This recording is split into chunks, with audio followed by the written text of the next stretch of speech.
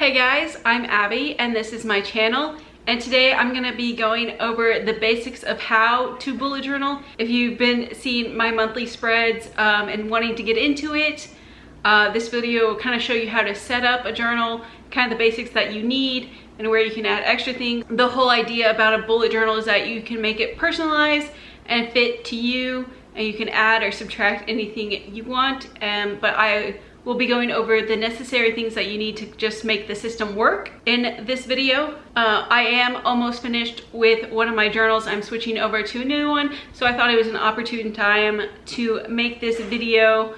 Both of my journals are the same, they're just in different colors. They're from Scribbles That Matter. This is the one I'm using currently. It's almost full.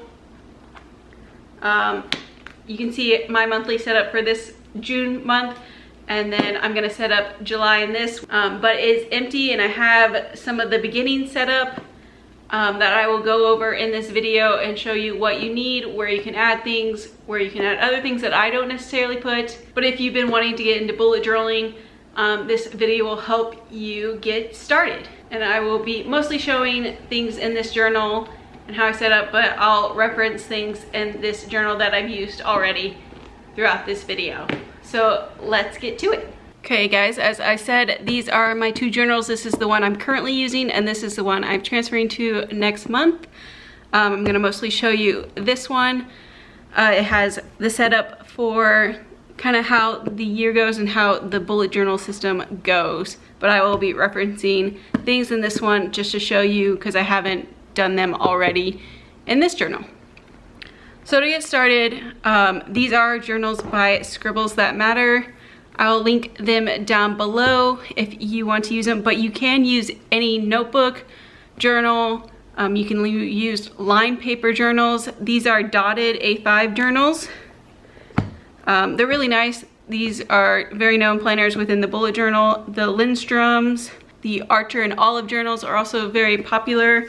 I will link some of them down below that I can find, but I use the Scribbles That Matter ones. I think I've used Scribbles That Matter. This is my second year, my third journal of using them. I think I might change, but they are a really great journal to use for bullet journaling. So the first thing you're gonna do with bullet journals, they do have these pre-made pages in some of them if they are designated for bullet journaling, but as you can see, it comes with pre-printed pages that you do technically need to make the system work. You have your key here. Here they have the bullet code, and I do fill this out, but I don't ever have to look at it because I do know my key and what I use for certain things. They also have a little box here for color code if you want to do that. But this index is something I don't use a ton, but I do like it. This is more essential. You can put out what it is and where it is in your journal. These pages are numbered for me, which is a nice feature put in most designated bullet journals that you buy. But you have your key and your index, which helps when you're marking through things throughout your journal, or if you need to find certain things throughout your whole journal. So you have your key and your index, and here they come with 3 pages of index. And then the next pages that I have, this grid spacing page is one I really like to use. It's help to make spreads, but this is not necessary. This is obviously something I drew in. It helps me when I'm making weekly spreads or any type of spreads. But very common within bullet journals is this at a glance pages. And these are like a very miniature calendar. Since I am starting this journal in July, you see it starts in July, goes through these December, and then I have the first 3 months of 2021. In my last journal, I had it on 2 pages, and it went through January through December of 2020. This journal I only expect to last 6 months, but I do like to see just little glances of what the first 3 months are of the next year. Because I will probably move things over from this journal into that one concerning the first part of the year. So after that is going to be your future log, and this is really essential to making the bullet journal work. Since there is no exact spaces for each month, you need to write down things that are outside of the month you're in so far. And that's where the future log comes in. Many people make these different sizes. Some people put it all on 1 or 2 pages. I like to do a whole page per month because I write down a lot of things. I have a lot of things scheduled before I get to that month. As you can see in my current journal, you have my at a glance, and this is my future log.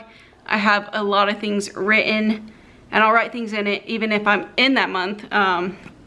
But I put a lot of things down and go throughout the months. So here I have it set up very similar, just in different colors than what I did last time.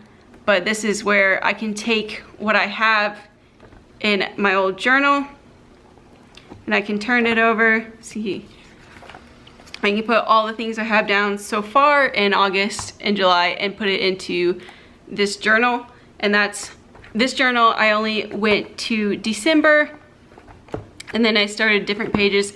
But for this, since I know it will be going into the end of the year, I did August, September, October, November, December, and then I did the first 2 months because I did notice in older journals, if I didn't have these in there, I did just write notes on certain pages about dates I already planned and then started my new journal. But in this, since I'm starting halfway through the year, I did it beyond December and I did January and February. If I happen to get any dates for March, I might run them down here or write them in whatever month I am in. And then after that, these are pages that you can do kind of whatever you want. I call these the flex pages. As you can see, I just did a year 2021, which is what this journal will kind of cover. And then the word of the year, I did believe, which I did in this journal. I kept it, you see my grid spacing and that, but after I did the word believe for this year, and I think it's really come in handy for 2020 so far. And so I decided to keep it, even though it's meant a lot different than what I expected going into 2020, but good word to keep going with. And these are kind of the pages where a lot of people do spreads that I don't have necessarily, but I do have some. You can do goals pages. Right here, I decided to do a 6 months goal page or a spread.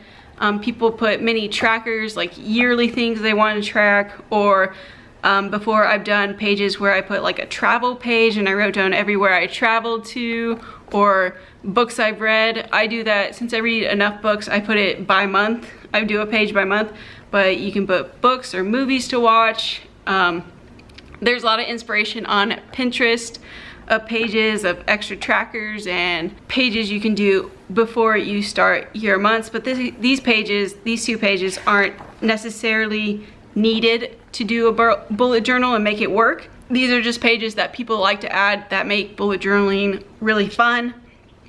The whole thing is about customization, so you can do whatever you like. And so these are some of the pages that I added that I liked. And then next, obviously I haven't done it yet, but this is gonna be my cover for my July. And this is where I'm gonna pull out the journal that I'm using now to show you kind of how the system works. So you have your future log, and the whole thing is about customization, but once you get to a month, I'm gonna use February here in my last journal. You don't have to make a cover, but I like making a cover. Many people can do just very plain bullet journals. They don't do colors and drawings and themes and such. It's very popular with bullet journaling for people who like to draw a lot, as I do. But you have your month and then you have your monthly spread. This is where you put out your whole month, and once you have that filled out, you're gonna go back to your future log, and this is where you add in all the things that you put so far in your future log into your monthly spread. And so you know for that month, without having to go all the way back here, you can put it into your monthly log, and then you can add things while you're in the month. Say you're on the 6th and you plan something for the 12th, and you can add it in without having to go back to your future log. This is just, you mostly put things in your future log that for months that haven't come yet, but you need to know the dates of. And then so you can put them in once you finally make the month log. And sometimes you can skip complete months if you don't need your planner, but you have just those random dates that you put in. And then after that, there are a lot of very similar pages that people put. Goals, I like to break down goals by months, and then habit pages are very popular within bullet journals. You can make them however you want, and you just track your habits for certain things.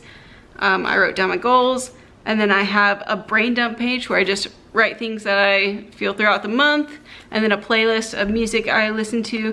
But these are kind of more like flex pages instead of very needed pages. This is why people like bullet journaling, to add in these flex pages.